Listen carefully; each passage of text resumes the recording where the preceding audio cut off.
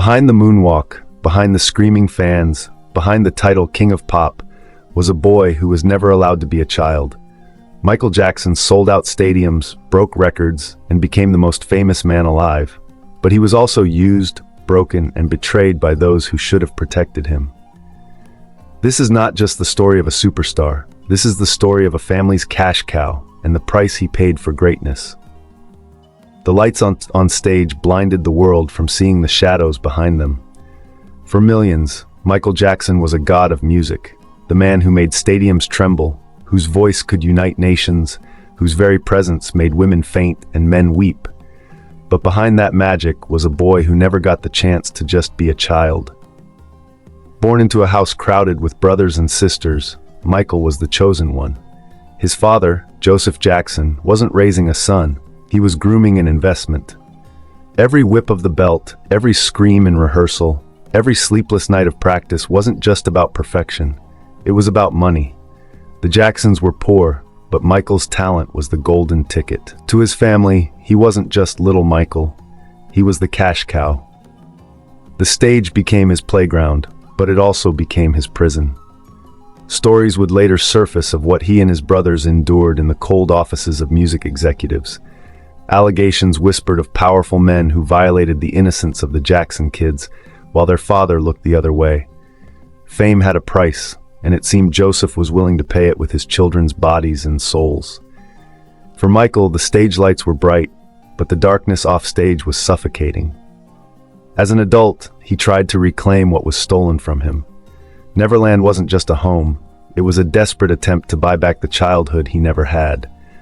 Toys, animals, sleepovers with children, things that were innocent to him became ammunition for tabloids to crucify him. The world mocked him for being strange, never pausing to ask why a man worth millions still longed to be a boy. Then there was his skin. In America, a black man could sell out records, but acceptance from the white mainstream was never guaranteed. Michael's skin began to lighten, his nose grew sharper, his hair straighter. Some called it self-hate, others called it survival. To be loved by the audience he craved most, he thought he had to erase the boy from Gary, Indiana, and become something closer to the idols the world was comfortable worshiping. But the cost only grew heavier. Behind closed doors, he wrestled with the devilish contracts of Sony Music, a machine that squeezed every dollar out of him while plotting for ownership of his catalog. His This Is It tour was supposed to be redemption, the final bow of the greatest performer who ever lived, but many say it was never meant to happen.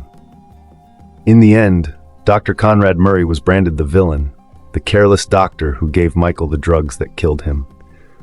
But to those who see beyond the headlines, Murray was only a pawn, a fall guy for forces much larger. Michael had become too powerful, too independent. His catalog alone was worth billions, enough to shake the music industry. His death wasn't just tragedy, it was business.